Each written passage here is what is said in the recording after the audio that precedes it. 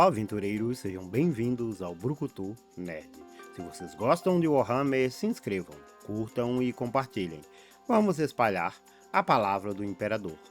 Continuando de onde paramos, essa é a parte 2 do vídeo da Legião Alpha. Quando foi encontrado, os primarcas gêmeos foram rapidamente integrados à sua legião. Temos um vídeo sobre eles, deixarei no card se vocês desejarem vê-lo. Diferentemente das outras legiões Astartes, nas quais era possível discernir padrões da cultura terrana e as origens étnicas de seus recrutas, a Legião Alpha e os seus primarcas eram para todos os efeitos uma só entidade. Suas marcas registradas eram a unidade, o poder e a confusão que os forasteiros encontravam ao lidar com eles. Desde o início, nem mesmo a Imperialis Logística conseguiu confirmar com certeza os detalhes mais básicos da legião. Fossem as áreas de recrutamento preliminares, o uniforme ou qualquer coisa que se aproximasse de uma verdadeira avaliação de sua força operacional. Era uma legião que parecia ter surgido do nada, completa com dezenas de milhares de legionários, totalmente equipados e uma frota de guerra capaz, operando com a habilidade de veteranos experientes. Até mesmo o nome sob o qual operavam parecia incerto, pois embora o nome Legião Alpha tenha se tornado comum, os relatórios oficiais de batalha a descreviam operando sob títulos auto-intitulados como Corrente Inquebrável ou denominações mais sinistras, como a Devastação, como se autodenominava nas campanhas genocidas do extermínio da fenda perfidiana.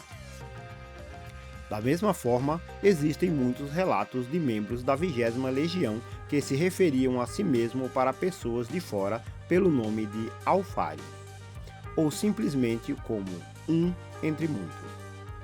Se você está confuso, não se envergonhe, você não é o único. Seja bem-vindo ao time. A GW criou tanta desinformação sobre a Legião Alpha e seus primarcas que nem mesmo eles sabem mais o que é verdade e o que é mentira. Estas designações frequentemente enfurecendo e confundindo as forças com as quais serviam.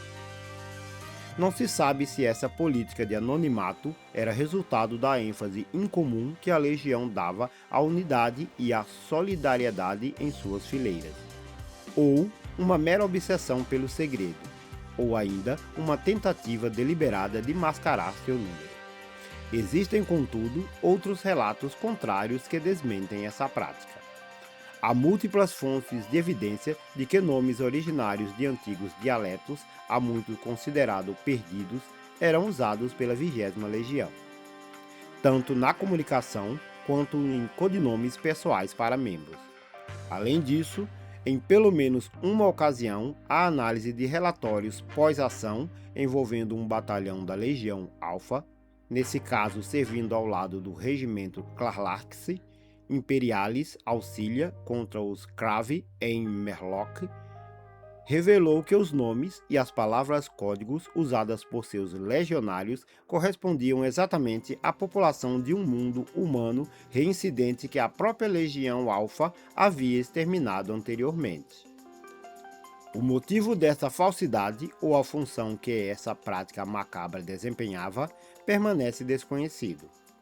Tais atitudes de engano, pelo menos em seu sentido mais amplo, parecem ter sido tacitamente aceitas e toleradas pelo imperador, e posteriormente por Horus, como mestre da guerra imperial. Embora os verdadeiros objetivos permaneçam obscuros em batalha, a Legião Alpha demonstrou ser capaz de empregar uma mistura devastadora de sutileza e força avassaladora, deleitando-se tanto no planejamento meticuloso quanto no exercício de uma crueldade imaginativa na guerra.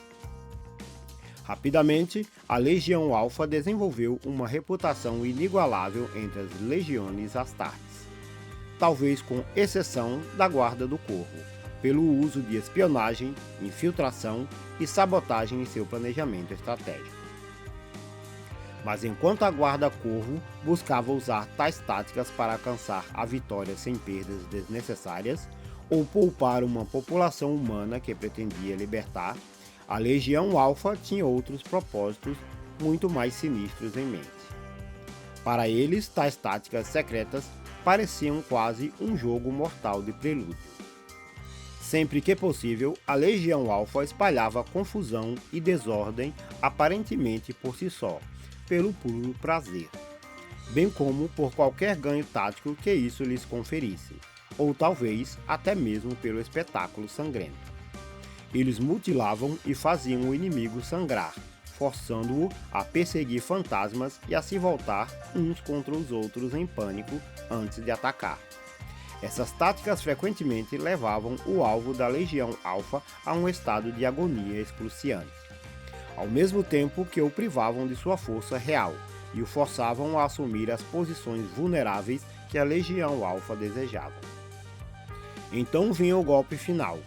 Muitas vezes esse ataque final, ou extermínio, assumia a forma de um assalto vindo de diversas direções simultaneamente. Uma avalanche de táticas e planos de ataque, diferentes usados contra um inimigo completamente alheio ao verdadeiro perigo, ou já levado à beira do caos. O resultado foi uma catástrofe inevitável para as vítimas da Legião Alfa. Toda a força da 20ª Legião se concentraria no ponto mais vulnerável do inimigo, e o que se seguiria seria para o observador mais parecido com um assassinato do que com uma batalha. Para seus aliados, a Legião Alfa representava uma entidade mutável e proteica, de identidade incerta e constante dissimulação, aliada a uma força militar inegável, objetivos desconhecidos e, para alguns observadores, lealdade não comprovada.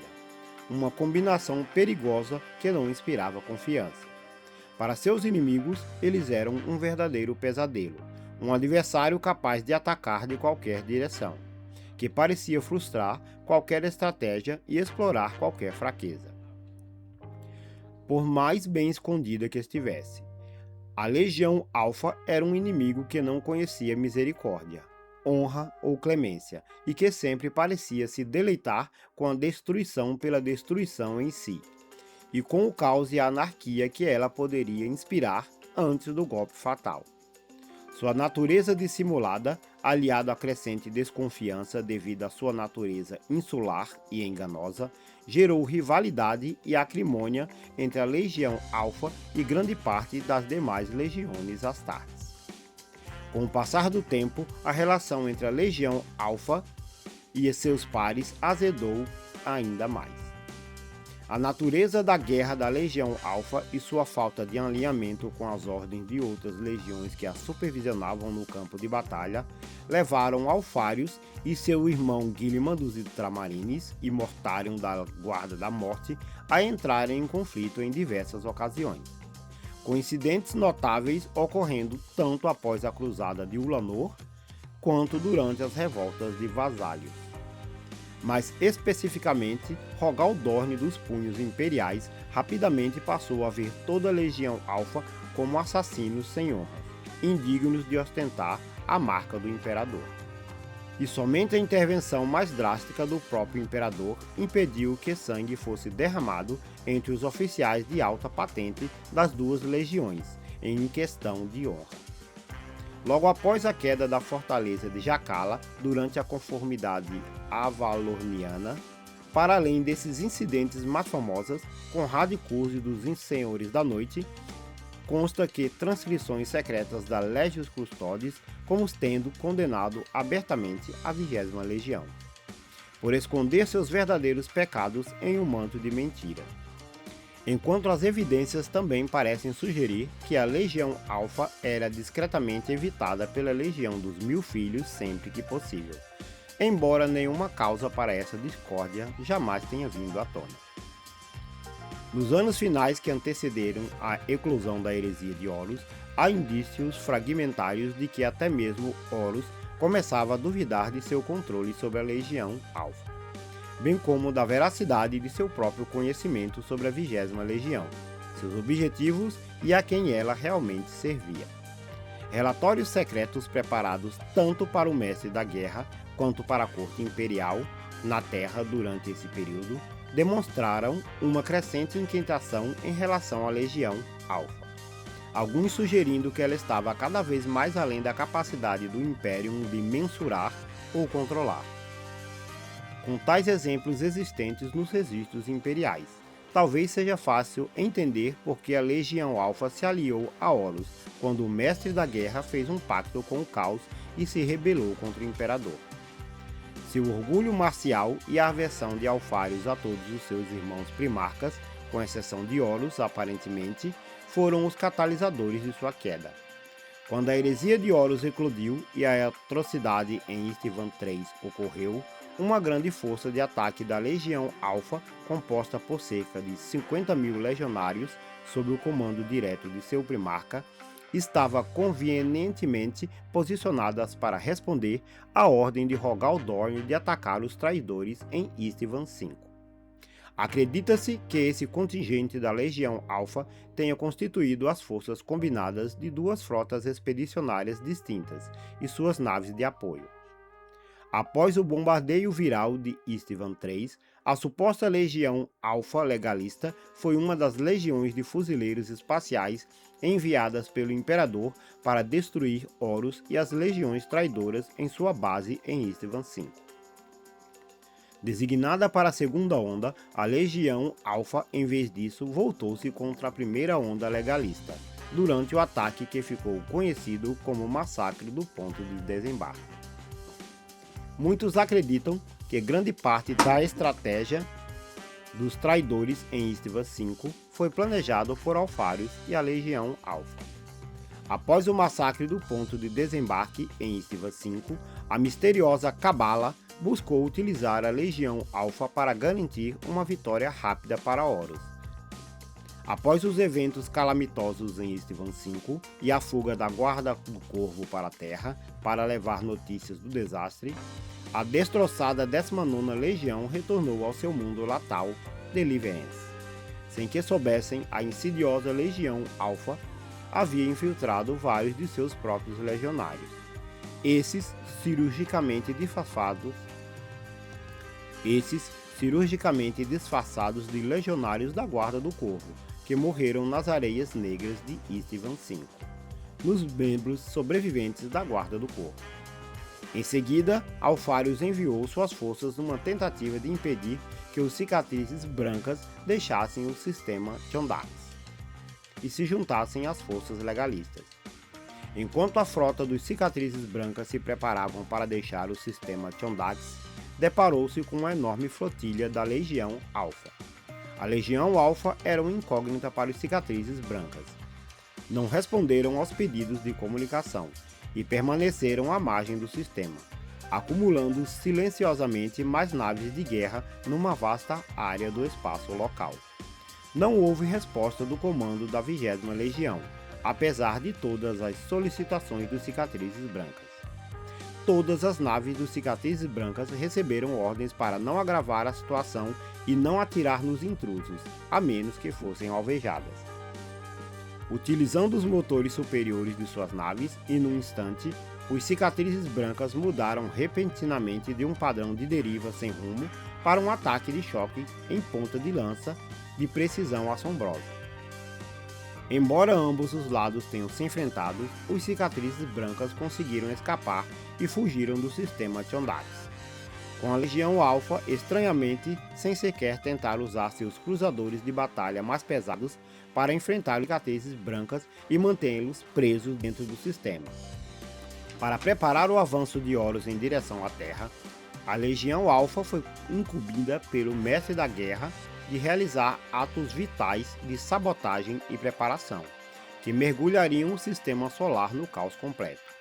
Embora fortemente defendida pela Legião dos Punhos Imperiais, liderada pelo Pretoriano da Terra, Rogal Dorn, o próprio primarca Alfarius, a bordo de sua nau capitânia, a Alpha, conduziu sua frota em direção ao sistema solar.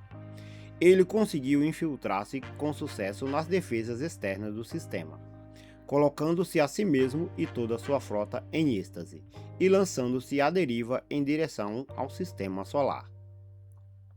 Diversos atos de assassinato e sabotagem foram perpetrados em vários planetas para distrair os defensores imperiais. E onde a Legião Alpha seguia, confusão e caos eram instalados. Eles também participaram de ações menores, derrotando uma frota dos Cicatrizes Brancas em Talarn e uma unidade dos Lobos Espaciais em Iarante. Apesar de suas contribuições, no entanto, Horus acabou sendo derrotado pelo Imperador a bordo de sua barcaça de batalha ao final do cerco ao Palácio Imperial na Terra. Após a heresia de Horus, a Legião Alpha não recuou para o Olho do Terror como as outras legiões traidoras.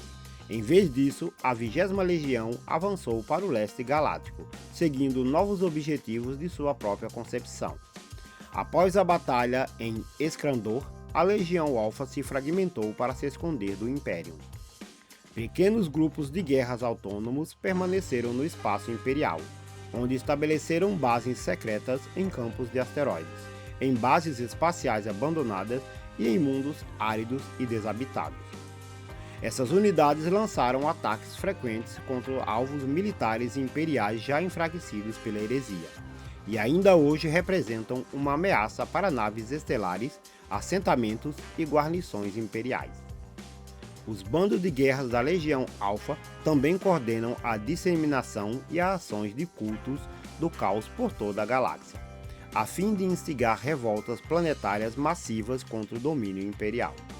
Essas insurreições são frequentemente usadas para atrair as forças imperiais para longe de mundos mais estratégicos que a Legião Alpha propriamente dita deseja atacar, abrindo caminho para ataques em larga escala dos fuzileiros espaciais do caos, vindo do Olho do Terror. Diferentemente das outras legiões traidoras, a maior parte da Legião Alpha não reside no Warp.